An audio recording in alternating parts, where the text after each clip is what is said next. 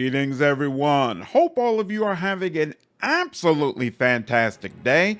I thought it'd be interesting to go ahead and do a video ranking all four of the companions in Avowed.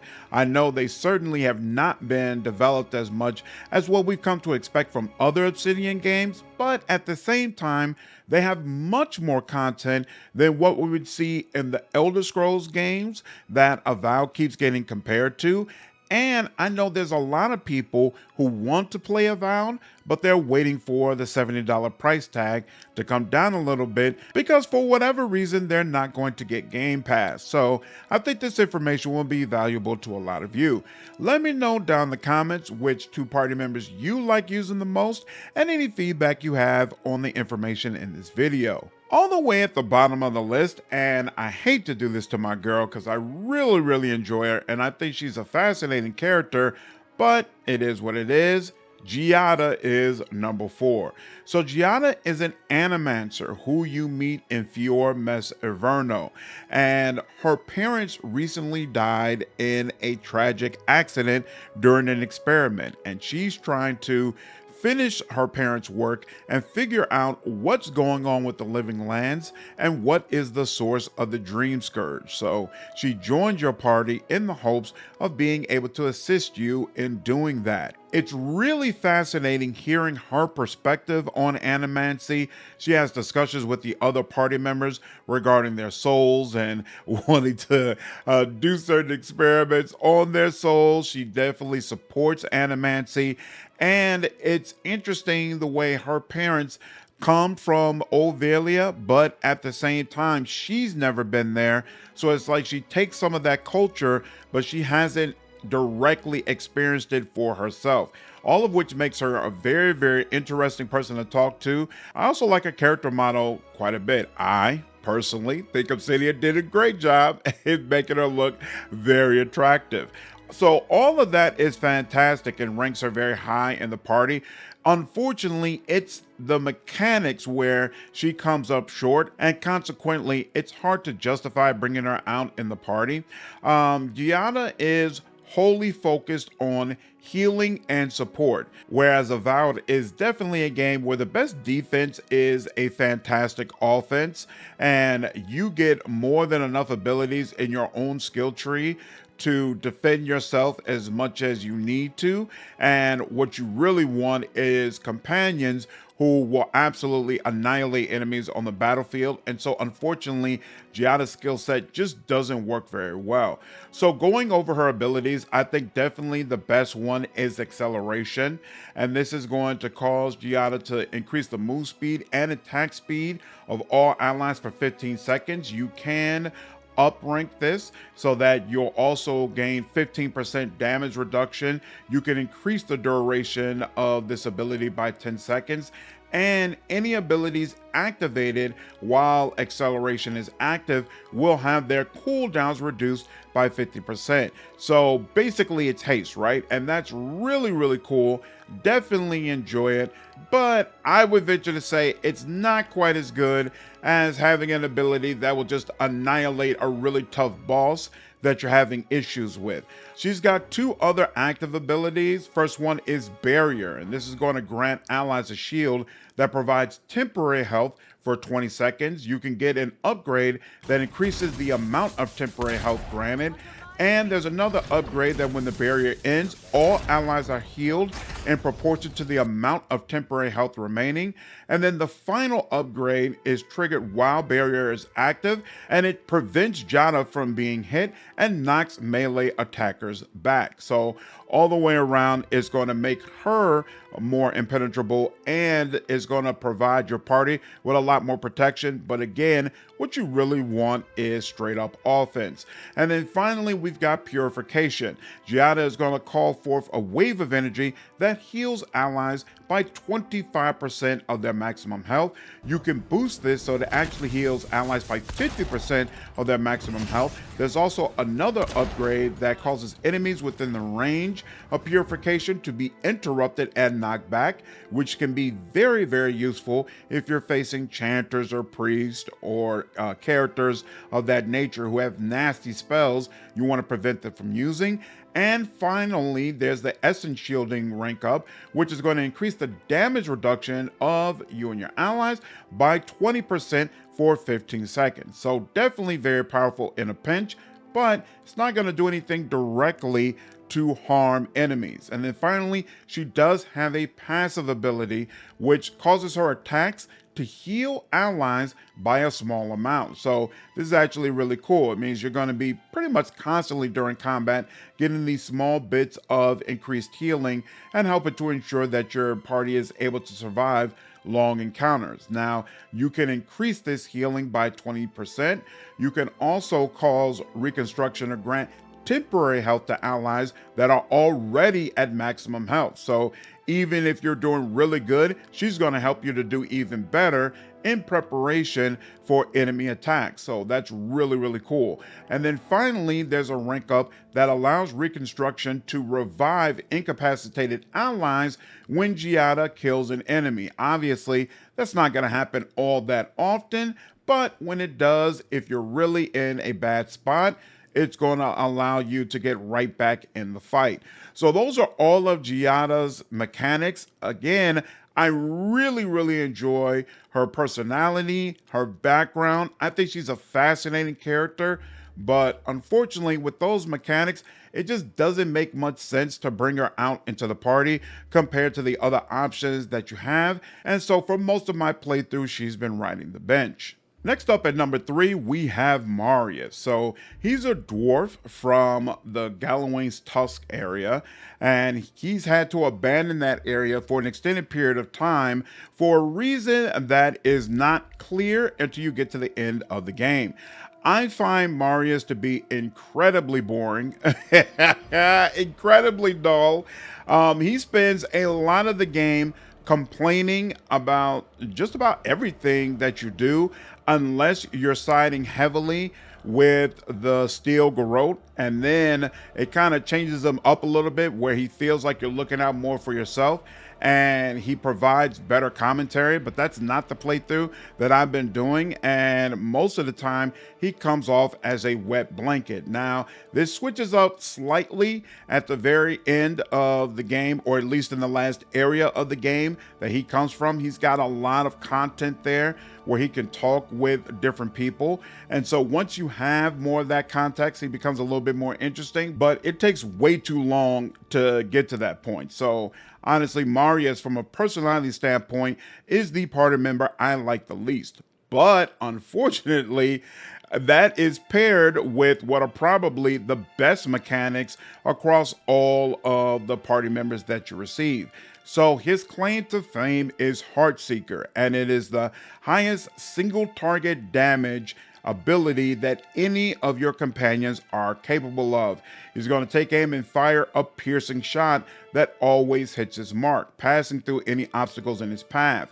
Now you can get the upgrade Twin Shot, which means that after hitting the first enemy, it's also going to hit the next closest enemy. And obviously, that's really, really advantageous. Now, the second upgrade increases the amount of damage dealt to enemies that are below 50% health. So this is really, really nice against bosses who have large health pools, and when you get them down below 50%, there's still plenty of fight to go. Heartseeker is going to help those fights go much, much faster, especially after you get the last upgrade, which is going to reduce the cooldown by 33%. Cooldown is 40 seconds otherwise, so you definitely want this. And all the way around, Heartseeker is probably the single best companion ability that you can have in the entire game. It's going to help a lot of those boss fights go much faster. Marius also gets Binding Roots, which allows him to root an enemy in place for 8 seconds. This can be absolutely fantastic if you're more of a glass cannon and it's important that a bunch of enemies are not targeting you. This is going to help to ensure someone who's broken away from whatever you're using to taunt enemies, whether it be Kai, or maybe you've got the ranger ability to let you throw out a bear. If for whatever reason the enemy starts targeting you instead, this will help root him in place and make sure they can't follow you around. There's an upgrade that's also going to deal stun to trapped enemies. Building up that stun bar on enemies is very advantageous, allows you to deal a ton of damage towards them. The second upgrade allows you to trap multiple enemies in a small area of effect. I don't even need to explain why that's fantastic. It can really help you in some situations. And then the final upgrade is going to deal bleed accumulation to trapped enemies. Now, I never bothered to get this because I don't have other weapons that are dealing bleed damage so that the accumulation could really stack up, but I was also playing as a ranger using guns. So if you're playing as more of a melee character, maybe swinging around an axe, and you're accumulating a bunch of bleed damage, this will probably really help you to make the most out of it, and so it'll be worth picking up. And then his last active ability is Shadow Step, which is going to cause Marius to vanish into a cloud, and then he'll reappear near an enemy and slash them with daggers. He's going to repeat this up to 3 times. Now, personally, I never use this for a couple of reasons. One, the cooldown is 60 seconds, and I already showed you that Heartseeker has a cooldown that's 20 seconds shorter. So from my standpoint, right off the bat, that made Heartseeker a lot better. Also, I think the real claim to fame for this ability is its first upgrade, which allows the ability to instantly kill stunned enemies. That sounds great, but the fact of the matter is, unless you've geared yourself towards stunning enemies, that's not going to happen all that often. And even if it did, you really don't want to bank abilities waiting for a certain status to appear on enemies. I'm the type that I really front load all my abilities, so I just unload on enemies right at the start, and then I kill them as best I can until the cooldowns are cleared. So having an ability where it's really best to wait until an enemy has a certain status doesn't appeal to me at all. The second rank up increases the amount of damage done in proportion to the enemy's missing health, which is nice, but again, Heartseeker already has that. Finally, you can increase it so that Marius is going to vanish and strike enemies up to 6 times, which is obviously going to increase the amount of damage that this does. But again, for the reasons that I've already stated, I don't think it's worth it. And then finally, like all party members, Marius does have a passive ability. Now this is wounding shots, and it's going to allow his attacks to deal bleed accumulation, which can be really nice, especially if it's stacking with your bleed accumulation. Keep in mind, it's not really a situation where you're going to be able to stack this up with binding roots, because even though that third rank up does bleed accumulation damage to trap enemies, you can't control where Marius decides to attack. You can only control what enemy he uses abilities on. And so consequently, it's hard for you to really have him take advantage of the bleed damage that his Thorny Vines are doing.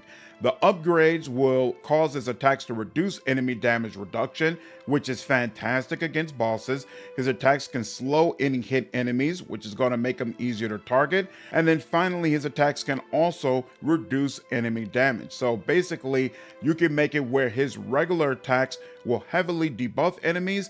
That's nice, but again, it's going to take a while for you to be able to get these, because I highly recommend you go ahead and start with Heartseeker. Next at number 2 is Yatzli. She is another Animancer and someone you will also meet in the Fior Mesiverno area.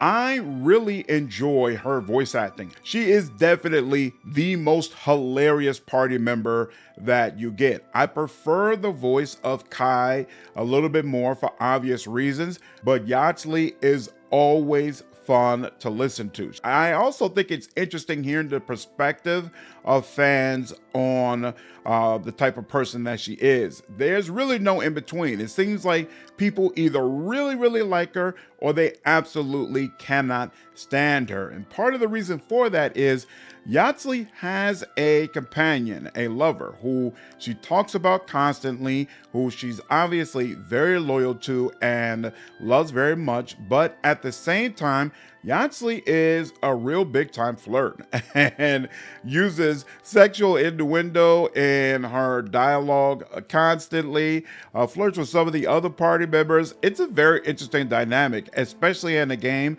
that doesn't really give you the opportunity to romance anyone. You got a couple of dialogue options that kind of make it clear you could potentially start a romance after the game ends, but you don't really engage in romance during the game. So it's interesting to have a companion who's basically deeply in love and almost always talking about sex. I think Yatzli is hilarious and fantastic. Like I said before, I really enjoy our conversations, and consequently, I thoroughly enjoy taking her out in the field. I think she also strikes a better balance than Giatta as far as not having the flat out firepower that Marius possesses, but still bringing enough interesting options for damage that it makes more sense to bring her out with you in the field. Now, for my character who's a ranger, the ability that I probably use the most from Yatzli is Meneletta's Missile Battery.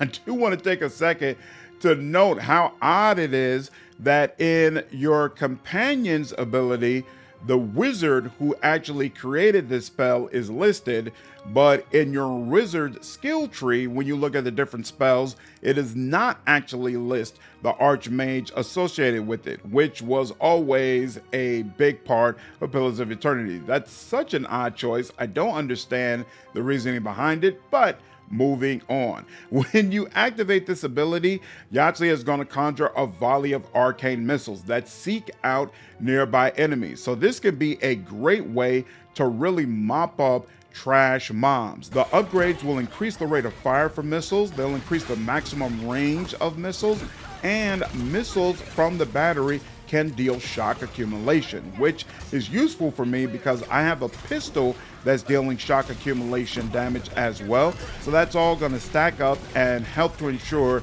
enemies get electrocuted all the way around. I think this power looks really cool. I enjoy deploying it in the field, and I think it makes a whole lot of sense on your team. She does have two other abilities, and the first one is Essence Explosion, which is going to cause her to use a power that explodes upon hitting an enemy and releases a burst of essence and explosive damage. So this could be very useful to you if you are a mage and you need more essence to deploy a wide variety of spells. I'm not, and so I felt like this power wasn't nearly as useful for me. The upgrades are going to increase the size of the blast, and it'll also deal fire accumulation to hit enemies, and you can reduce the cooldown by 33%. So again, if you're playing as a spellcaster, this probably makes a lot more sense, but for me, I went on ahead and skipped it. And then the last active ability is Arduous Delay of Motion, and this is going to allow her to slow one enemy for 10 seconds. The upgrades will allow you to intensify the slowing effect. You can also make it an area effect that slows all enemies within its radius, and you can upgrade it so that it periodically deals frost accumulation damage to all impacted enemies. And then finally, she does have a passive called Blast, and so this is going to cause her wand attacks to burst in an area of effect whenever they hit an enemy. You can upgrade the blast so that it deals explosive damage, which is going to break enemy blocks, making them easier to hit, and it's going to destroy walls and shatter frozen enemies. So if you're an ice mage and freezing enemies all the time, Blast is going to combo with that very, very nicely. You can also upgrade it that it increases the stun dealt to enemies. So if you have a stun build where you're building up that meter very quickly, this is going to help you as well. And then finally, you can upgrade Blast so that it has a 5% chance to inflict frozen, ignited, or shocked, which again is going to be very, very nice if you're an elemental mage, and it's going to help to ensure you are able to apply those statuses onto enemies. Once again, Yatzli is fantastic. I absolutely love bringing her out in my party. But obviously there can only be one top dog, and there was never any question. Kai is absolutely the best party member that you get. He gets the most content. He's the first character that you meet. And of course, he's voiced by freaking Garrus. All of the party members are voiced very well, to be completely honest with you, but Garrus is such an iconic figure in gaming that anytime we hear that voice, it's automatically fantastic.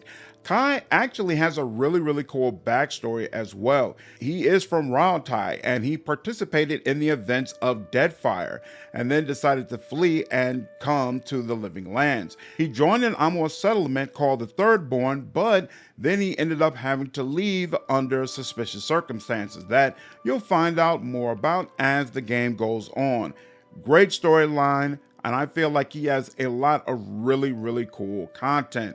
Mechanically, it also makes a lot of sense to bring him out because he can serve as your tank, taunting a lot of those enemies and ensuring that they're not interrupting your spell casting or other things that you're trying to do. In that same vein, my favorite ability from him is Fire and Ire. This allows him to fire a shot from his blunderbuss that deals high stun to a single enemy and taunts them for 10 seconds. It's absolutely fantastic against boss characters. And then your character can run around dealing with all the trash mobs while Kai keeps the boss busy.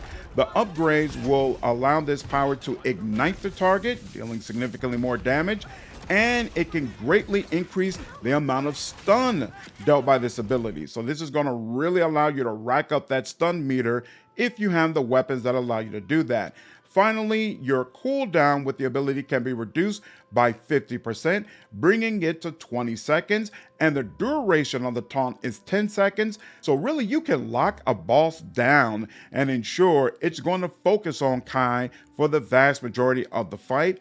Great stuff. He does have two other abilities. The first one is Unbending Defense, and this allows him to regenerate health and increases damage reduction by 25%. Now the upgrades are going to increase that damage reduction to 50% and increase the health regeneration, and it will unleash a shockwave that damages nearby enemies when Unbending Defense ends. Personally, I don't use this because I feel like it's redundant with the passive that he gets, which we'll talk about in a bit. So I skipped over this. Then the very last active ability he has is Leap of Daring, which allows him to crash down upon an enemy, stunning and taunting all nearby enemies. Now the upgrade doubles the area of effect for Leap of Daring, and he can gain temporary health proportional to the number of enemies hit by Leap of Daring, and finally he can gain a temporary bonus to attack damage proportional to the number of enemies hit by the leap. So obviously this is a great way to get a lot of different enemies focused on Kai, but my issue is the 60-second cooldown. That's way too long for me to have to wait before Kai can execute a taunt again, especially in those boss battles where I do not want a boss running after my character all the time. So personally, I focused on Fire and Ire and think it's the superior option, but your mileage may vary. Finally, he gets the passive Second Wind. When his health is reduced to 0, Kai will automatically revive himself by restoring 50% of his maximum health. No question, this is fantastic and really helps to make him an effective tank for your party. The upgrades increase the amount of health restored to 75%, and it'll give him a temporary burst of attack speed when Second Wind is activated, and then finally all of his ability cooldowns are reset when Second Wind activates. Great stuff. Again, I feel like if you have Second Wind built up, there's really just no reason to have Unbending Defense, so I consider Fire and Ire along with Second Wind to be the best options for Kai, and you should get just enough points to max out both of them. And that ends my ranking of all 4 companions you can get in Avowed. I'll be very interested to hear which companions resonated with you the most and which ones you prefer to bring out while you're adventuring. Hope all of you enjoyed this video. Take care.